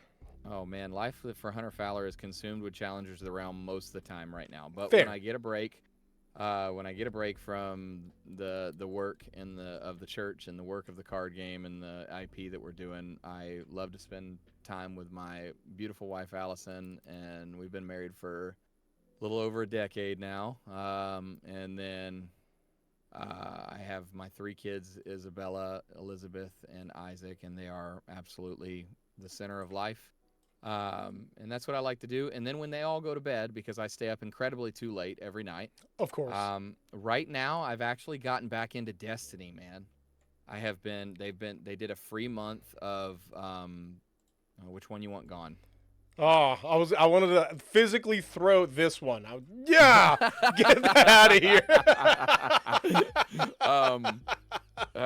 So right now they've been doing a free month on Destiny for a bunch of the content that's been paywalled for forever. So I have a couple of friends that jumped on, and I've been playing the mess out of Destiny 2. You go ahead. It's been super fun, man. It's that's kind of my dig. I do a lot of shooters, a lot of competitive shooters. I used to place masters a long time ago in Apex. I did a lot of that kind of stuff, but plus 30 means the reaction time slows down. So Oh man, I feel you. I'm 41, so I feel you, my friend. Oh, dude, you're looking good for 41. Thank you. I appreciate that. I hope I can look as young as you at 41, man. You're killing it. But no, man, I play a lot of those games, and we have a good time. So I like to play anything though that I can play with people. Like, I'm a social gamer through and through. So anything I can do with my friends, what my people are playing, I'm playing. That's just kind of where I'm at. Oop. Tedicus let me know that he was thinking I was around 25 years old, or they were thinking, he, she, I'm not sure, but anyway, that I was around 25 years old. You're my new favorite follower. I appreciate you. You're an incredible human being. Thank you very much. I appreciate that. That's awesome. Okay, I'm gonna go ahead and throw longbow and scout infiltrator on the field for 18. And I just realized I forfeited one of my resources because I wasn't paying attention. Oh no! And that infiltration gives me the ability to see your hand once. So if you right-click your hand, it should give you the access to show hand. Where at? Like down here. In that contact Let's menu see. should say, right-click Show your hand. and it. There it is. Yep. And now there's. I'm blue. Oh, you're blue. I was like, I got a color wheel here. There we go. Yep. So okay. So we got self-awareness, Everlight's gaze, and elemental staff. Okay. Cool. And then click the button over your hand to rehide it. But yeah, cool. And from there, I am going to go ahead and do 14 ranged and 10 standard. I will block the 10 standard here. And oh shoot! I thought that was 9. I didn't. I take zoomed. 14 ranged. Man, taking 14 ranged every turn. That feels familiar, huh? Right. Okay. And that's your turn. All right. We're going to go ahead. This will be the last turn, chat, and then we're going to finish up. All right. So this is where I'm going to win right here. This is. Yeah. I believe it. He's going to draw one of my artists, Ted. He, which actually, that's who you're talking to, Tedicus. One of my artists, he always says he wants us to design a card specifically for his deck and nobody else's that is the I win card. And you play the I win card for 1 grace and you win. I mean, that's pretty straightforward, right? Yeah. Right. Man, the fact that I only have 1 hero that can only be equipped with 1 thing makes the fact that I have 3 tools in my hand real rough. Brutal, man. Yeah, brutal. The Bringer's starter deck is a sink or swim deck, dude. It legitimately, it will work. Like in our balance test, if you play 10 games with it, it'll win what it's supposed to win compared to the other decks. But it can really feel sad. Is there a way that I can just look at the top 3 cards of my deck, or do I have to draw 3 and then put those 3 back? I would just draw 3 and put them back, probably. Right. I mean, the other thing you could actually, you know what? In the future, you could right-click and hit search, and then scroll all the way to the bottom, and that would be there you go. Yeah. Cards. All right. So are any of these instants? They are not. Nope. That's all a hotbed of nothing there. Oh wait, I gotta flip that back over. So, um, I got nothing. That's it. That's it. We'll just call it right there. You would All have right, won man. that pretty definitely. Well done, my friend. Hey, Okay. Hey, good games. Hunter, thank you so much, man. Challengers of the Realm, super fun game. I'm into this. For a guy who already plays 2 TCGs and knows how to play 5, uh, I enjoyed this way more than I thought I would. Like I thought it was like, okay, cool. I'm gonna add it to my list with Fab and Star Wars Unlimited and all these other Right, TCGs right, I'm right. aware of, whatever. But there is so much to this that I'm really enjoying. I really enjoy the fact that you got to keep it with the one guild. It helps really balance the meta in that way. I really like the resource rolls. That means that if you are outclassed and outmatched, you still have that possibility of just getting lucky with your grace rolls and then getting unlucky Right. with the grace rolls. Like there's a whole lot involved with this that makes it a really balanced, really fun game. So awesome. I love that. Thank you for being here one more time. Let people know where they can find Synergy Church, and then let them know where they can find more about Challengers of the Realm. Awesome. Yeah. So I've been Hunter. It's nice to have met you all via stream and whatever else, and it's been a pleasure to be here. If you need to get a hold of Synergy Church and you want to come around, we're in Northeast Ohio in Canton. We're right close to the Football Hall of Fame. You can find our website at synergychurch.live. All the information for service times, all that good stuff is there. And you can reach out to me even if you need to. My church email address is hfowler@synergychurch.live. So it's not too hard to get a hold of me in that regard. But beyond that, as well as the card game, if you look on the bottom of if you ever get to play on the TTS, the website's there, but it's challengersoftherealm.com. Everything that you could think about the game, I'm constantly trying to add more information, more stuff. I'm a dad of 3 and got a full-time job. So when we get time, we add more and more and get more details out there. But as soon as this is available on TTS and all that good stuff, that you'll know it there. You can keep up there, as well as on that website are links to all of our social media pages, from TikTok to Facebook, Instagram, all that good stuff. And I do my best to keep people updated with little project updates and things that are going on all the time. So if you want to keep up with Synergy Church, synergychurch.live, get a hold of us. Let's hang out. Shoot, you could come to a playtest if you're in our area. You could even come right around, come to church, come to do what we're doing, have a good time. If Challengers is your thing, then awesome. We want to nerd out with you. We love Star Wars. We love Lord of the Rings. We love all of it. So let's have a good time. I appreciate your including me in this, man. This has been a blast. Oh yeah, it was outstanding. I love this. And if you want somebody to keep playing with or somebody to keep play testing with, when I have time, I'd love to be a part. This was way fun. Please, I will invite you to the game Discord, and anytime you see me green, if you want to play. Yeah. There was one quick question with the chat. How many unique cards are there? So there's 150 unique cards in this first generation of cards, and there's 4 guilds in the game. We do have a 5th guild in the works. We do have a 5th guild in the works. It'll probably be a few generations before we roll them out. Surprises. Don't want to give any spoilers. But then also each generation, the goal is to release 100 cards with every generation that we release. So our next 100 cards are almost all planned out at this point. We've got a good number of them concepted. Obviously, we haven't play tested any of those yet, but because we're still trying to get this locked in. But we're 150 unique cards with 28 legendary cards that are in there. When the booster boxes launch, the statistics will be you have, for the first boxes, this will never happen again, but for our first boxes, we'll be given a 19% chance in every pack to draw a legendary. So there's a pretty high chance that you're going to be able to get a hold of most of the cards. I've been dry running box pulls with TTS because I was able to get my percentages locked in TTS, and I'm averaging on a box pull. I'm averaging somewhere around 17 legendaries. Jeez. Now, obviously, there is duplicates in that, right? Right. And right. when you build a deck, you can't have any copies of a legendary card in your deck. So there is a limiting factor in that regard.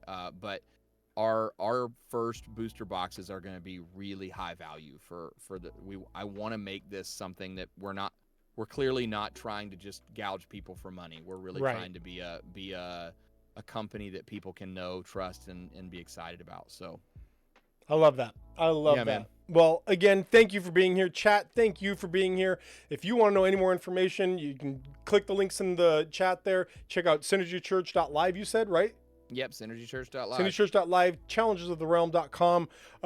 Again, thank you for being here for Save Point Ministries. We love that each and every one of you are here today. If you guys want to keep this conversation going, keep chatting with us, you're welcome to join our Discord server where we are just chatting all the time every day and, whatever else. But also on a Discord server, there's a channel called Find a Church where you just put in your city and state. As soon as we see it, we delete it, and then I contact you personally, and we start looking in your area for what we call a nerd-friendly church to plug you into. So again, we want to find you a physical community where you can learn more about Jesus, but also talk about the Star Wars movies or whatever else. You know what I mean? Like, we want that for you so badly. We firmly believe that nerd culture is inherently community building, and we love using that to be able to grow it. Hunter, thank you again for being here. Chat, we love that each and every one of you were here today, but always remember there's a church out there that would love it if you were there. We'll see you guys next time. Bye.